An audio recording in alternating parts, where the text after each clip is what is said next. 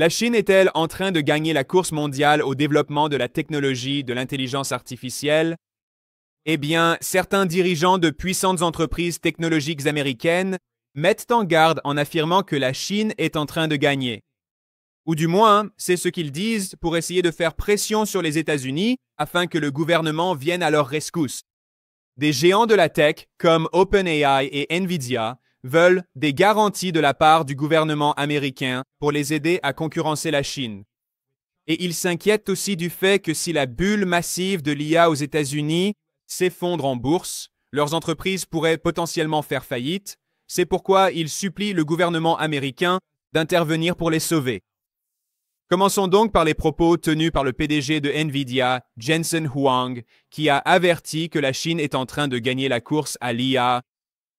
Aujourd'hui, Nvidia est devenue la société la plus valorisée au monde, du moins en termes de capitalisation boursière.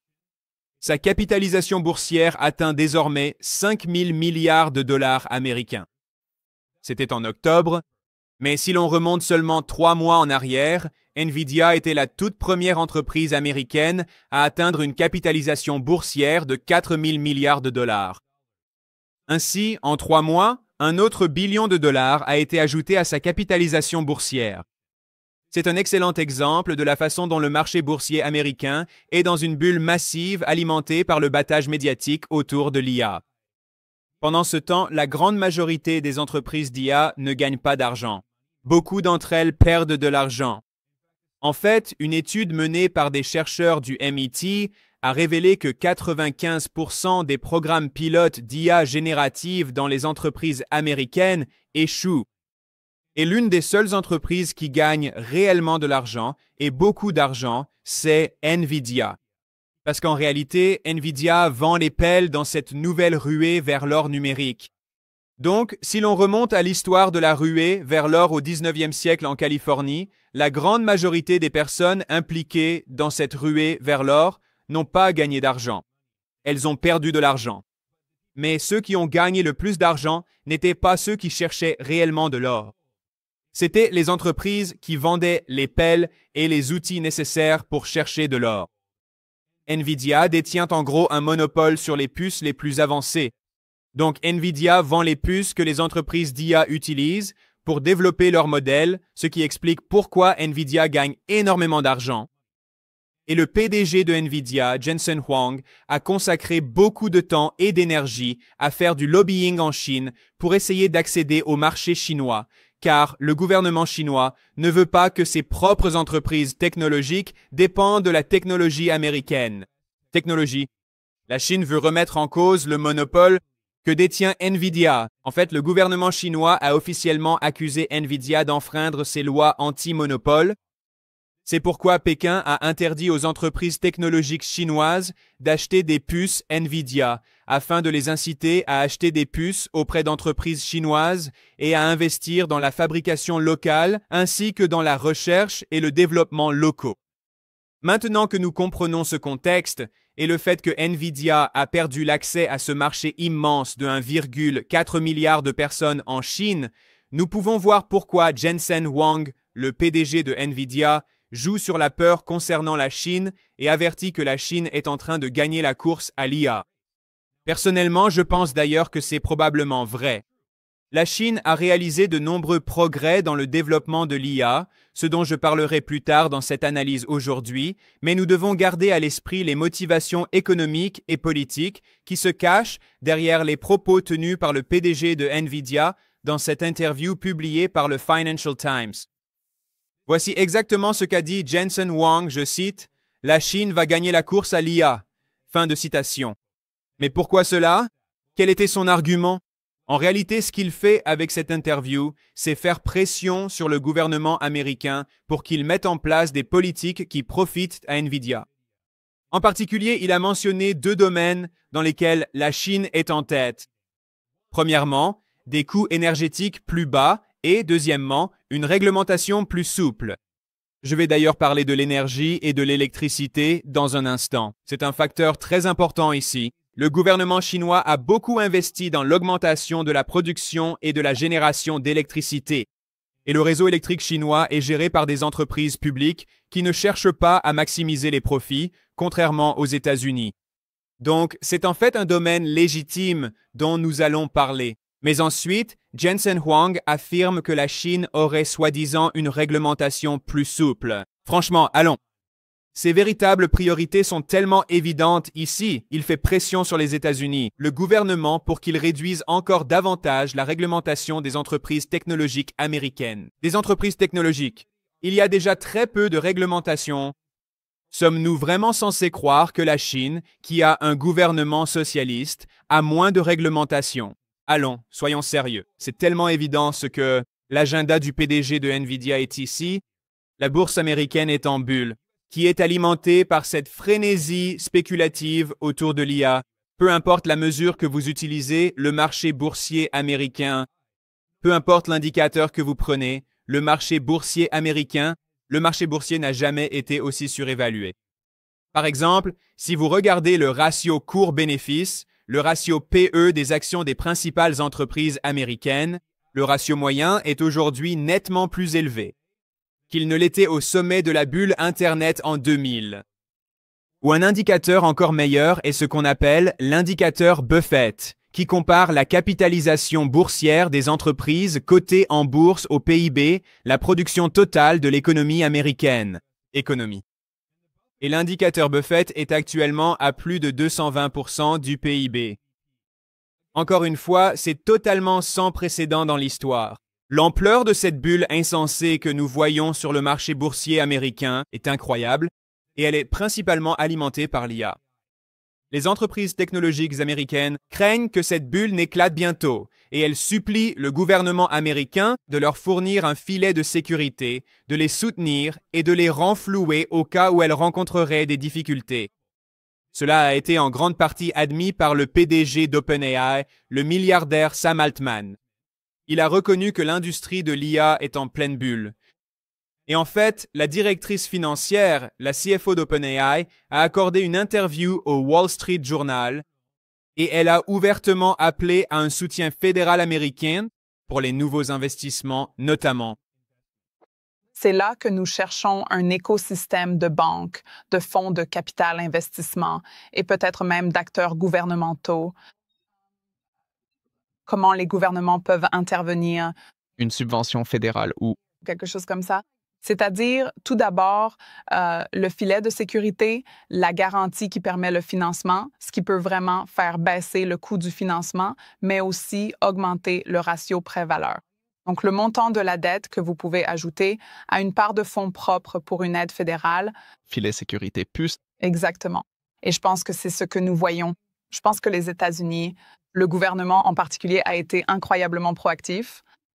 Maintenant, étant donné l'indignation que ce passage a suscité lorsqu'il est devenu viral, le PDG d'OpenAI, Sam Altman, est sorti pour affirmer « Nous ne demandons pas de garantie fédérale. Nous ne demandons pas de renflouement. » Ce qui contredit les propos qu'il a lui-même tenus dans une interview avec le podcast la même semaine. C'était exactement la même semaine.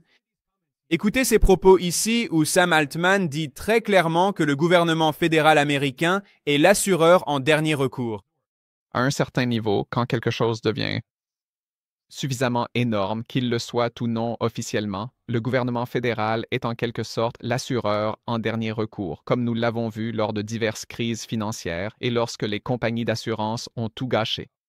Donc, étant donné l'ampleur de l'impact économique que j'attends de l'IA, en quelque sorte, je pense effectivement que le gouvernement finit par être l'assureur en dernier recours.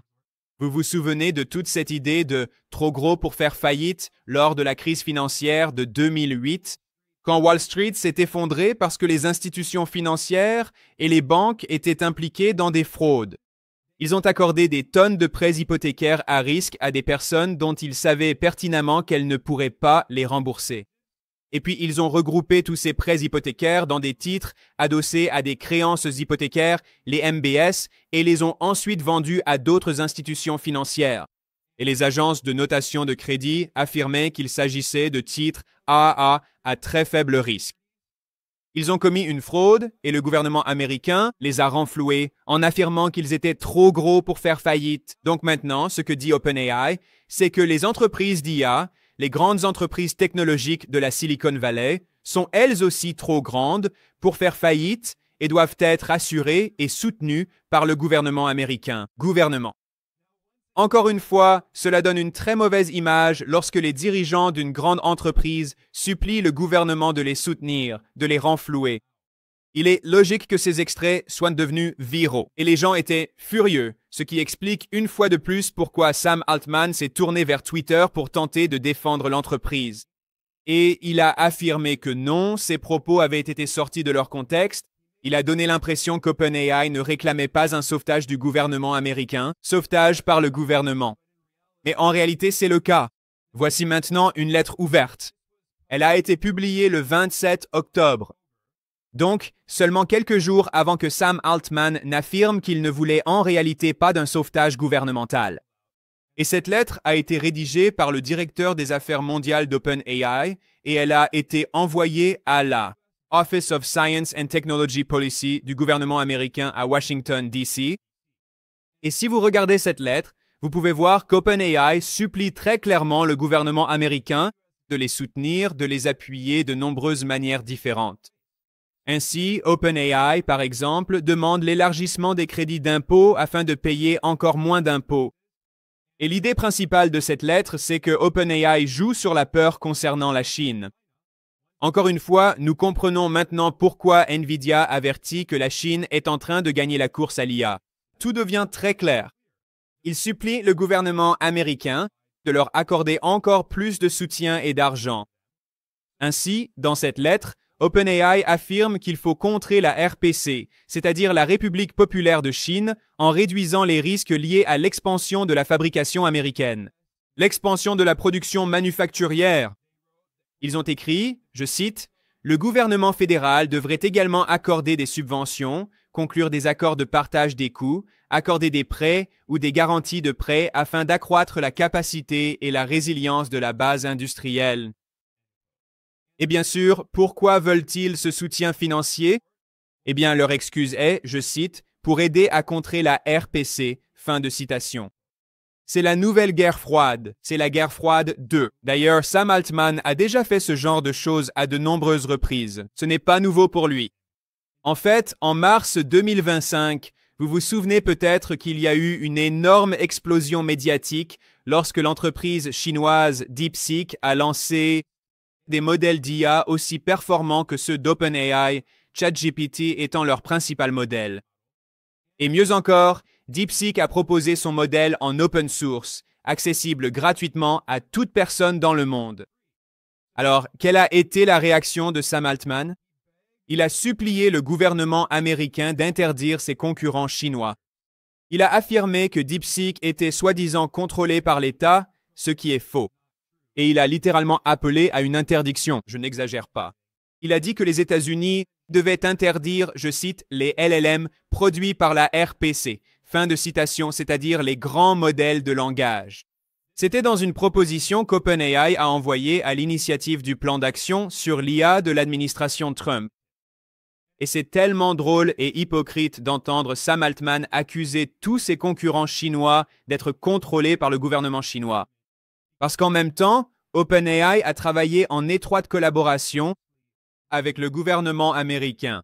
Le gouvernement. En fait, quelques heures à peine après l'investiture de Donald Trump en janvier 2025, il a invité Sam Altman à la Maison-Blanche, ainsi que des dirigeants d'autres grandes entreprises américaines.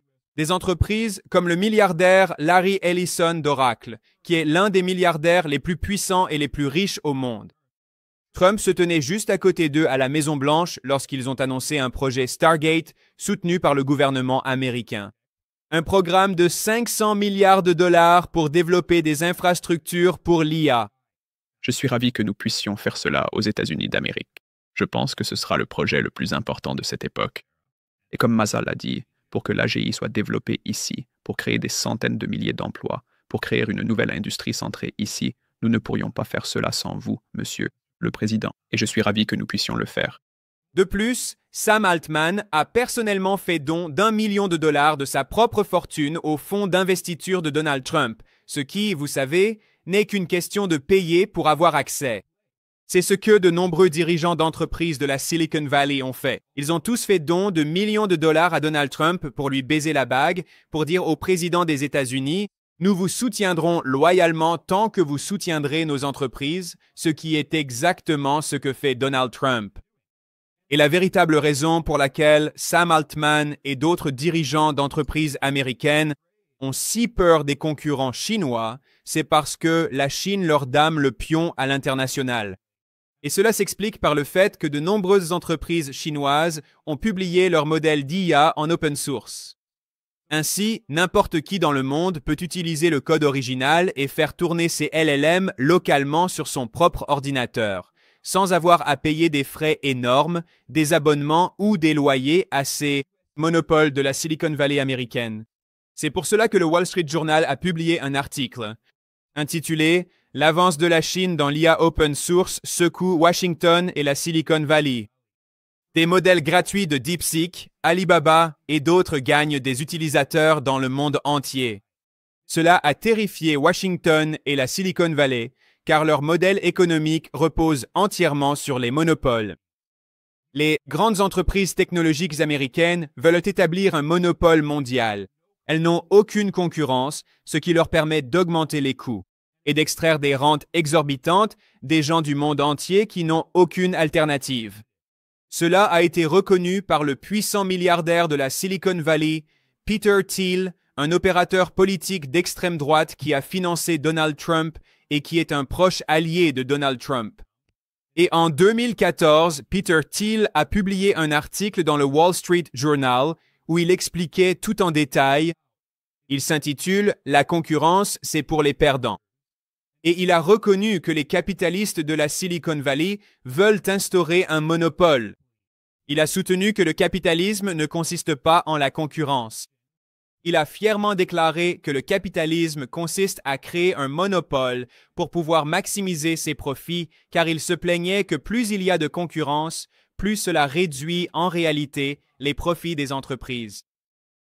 Et lorsque Peter Thiel a publié cet article défendant les monopoles, il a été invité à prononcer un discours à l'université de Stanford pour expliquer ses points de vue en plaidant en faveur des monopoles. Et pouvez-vous deviner quel dirigeant technologique de la Silicon Valley a invité Peter Thiel à prononcer ce discours pro-monopole? Nul autre que Sam Altman, l'actuel PDG d'OpenAI, qui aujourd'hui supplie le gouvernement américain d'interdire ses concurrents chinois et de fournir des garanties fédérales pour soutenir OpenAI et ses prêts. J'espère donc que les choses deviennent plus claires pour tout le monde et qu'ils peuvent voir pourquoi ces grandes entreprises technologiques américaines font de la propagande alarmiste à propos de la Chine et affirment que la Chine est en train de gagner la course à l'IA.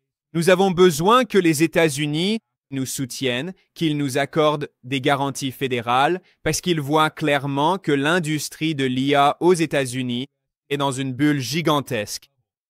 Sam Altman l'a admis et il voit clairement qu'OpenAI est impliqué dans un montage financier, que certains appellent en plaisantant le glitch de l'argent infini, mais ce n'est pas un bug, c'est en réalité une bulle et elle va bientôt éclater. Donc, essentiellement, ce que fait OpenAI, c'est investir dans des entreprises comme Oracle avec de l'argent qu'OpenAI ne possède pas, et Oracle construit des centres de données pour l'IA sans disposer de l'argent qu'OpenAI lui a promis, puis Oracle achète des puces à NVIDIA pour les utiliser dans ces centres de données qu'ils construisent au nom d'OpenAI. Et ensuite, NVIDIA investit dans OpenAI, qui est l'un de ses principaux clients, ce qui garantit qu'OpenAI continuera d'acheter encore plus de puces à NVIDIA. Vous avez peut-être vu ce graphique réalisé par Bloomberg qui montre la relation incestueuse entre ces grandes entreprises technologiques américaines. Dans un système qu'on appelle le financement circulaire, où au lieu de réellement générer des revenus, beaucoup de ces entreprises ne font que recycler de l'argent et se le transmettre les unes aux autres. Donc, si vous êtes dans une pièce avec deux amis et que vous êtes les amis A, B et C, et que l'ami A donne $100 à l'ami B, puis que l'ami B donne 100 $ à l'ami C, et enfin que l'ami C rend ses 100 $ à l'ami A, d'où venait l'argent, vous pouvez tous prétendre avoir gagné 100 $. En réalité, personne n'a gagné d'argent. C'est un système de financement circulaire, exactement ce que font ces entreprises américaines. Les grandes entreprises technologiques comme OpenAI, Nvidia, Oracle, CoreWeave, Intel, XAI, Microsoft ont adopté cette pratique. Et la plupart de ces entreprises ne gagnent pas vraiment tant d'argent que ça avec l'IA. Nvidia est en réalité la seule entreprise qui gagne autant d'argent, car, encore une fois, Nvidia vend les pelles dans cette nouvelle ruée vers l'or numérique. Or, ce système est totalement insoutenable. Il va finir par exploser à un moment donné, car OpenAI ne gagne pas d'argent. Elle perd de l'argent. Sam Altman a admis qu'OpenAI s'est engagé à hauteur de 1,4 billion de dollars dans des centres de données pour les 8 prochaines années. 1,4 milliard de dollars. Et pourtant, il estime qu'OpenAI réalise environ 20 milliards de dollars de chiffre d'affaires annualisé, ce qui est en réalité discutable. Il exagère probablement les revenus à ce sujet, mais même si on le prend au mot, 20 milliards de dollars par an, il affirme que cela pourrait atteindre, soi-disant, des centaines de milliards d'ici 2030, soi-disant. Et pourtant, il doit 1,4 billion de dollars rien que pour les 8 prochaines années. D'où va venir cet argent? Pendant ce temps, les données réellement disponibles publiquement montrent qu'OpenAI brûle de l'argent. Maintenant, OpenAI est une entreprise privée, donc une grande partie de ses données financières internes ne sont pas accessibles au public. Mais Microsoft est une société cotée en bourse, et Microsoft a beaucoup investi dans OpenAI. Et le rapport sur les résultats de Microsoft montre qu'OpenAI a perdu 12 milliards de dollars en un trimestre. C'est cette entreprise qui doit 1,4 billion de dollars au cours des 8 prochaines années. Maintenant, Sam Altman affirme qu'OpenAI va soi-disant augmenter massivement son chiffre d'affaires et qu'elle va générer des centaines de milliards de dollars de revenus. Ce n'est pas le revenu net, il ne s'agit pas de bénéfices, mais de chiffre d'affaires, soi-disant, d'ici 2030. Mais d'où va venir ce chiffre d'affaires? Parce qu'en réalité, presque personne ne paie réellement pour utiliser ChatGPT. En octobre 2025, OpenAI perdait environ 3 fois plus d'argent qu'elle n'en gagnait. Et 95% des utilisateurs de ChatGPT ne paient pas un centime. Ils utilisent la version gratuite. Et ChatGPT génère environ 70% des revenus récurrents d'OpenAI. Alors, est-ce que le plan d'OpenAI est finalement de supprimer la version gratuite de ChatGPT pour que tout le monde doive payer? Eh bien, ils ont des concurrents. Donc, s'ils obligent les utilisateurs à payer pour ChatGPT, les gens utiliseront Gemini de Google, ils utiliseront Claude d'Anthropic, ils utiliseront DeepSeek ou d'autres alternatives chinoises.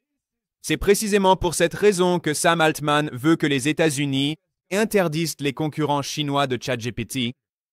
C'est exactement pour cela que Sam Altman a invité son collègue milliardaire de la Silicon Valley, Peter Thiel, à prononcer un discours en défense des monopoles à l'université Stanford. Ils ne veulent pas de concurrents. Leur modèle économique consiste à établir un monopole en proposant au départ un service gratuit. Et puis, quand cela devient tellement utilisé que cela fait partie du quotidien de pratiquement tout le monde, ils suppriment alors soudainement la version gratuite ou la restreignent considérablement et forcent tout le monde à leur verser des rentes. C'était le plan initial qu'OpenAI avait pour son modèle économique, établir un monopole et forcer tout le monde dans le monde à payer des rentes aux nouveaux seigneurs féodaux. Mais la décision des concurrents chinois de publier leur modèle d'IA en open source a complètement détruit toute possibilité de monopole, ce qui explique encore une fois pourquoi la Silicon Valley et Washington sont si en colère. Et c'est une des principales raisons pour lesquelles ils mènent la deuxième guerre froide, la nouvelle guerre froide contre la Chine.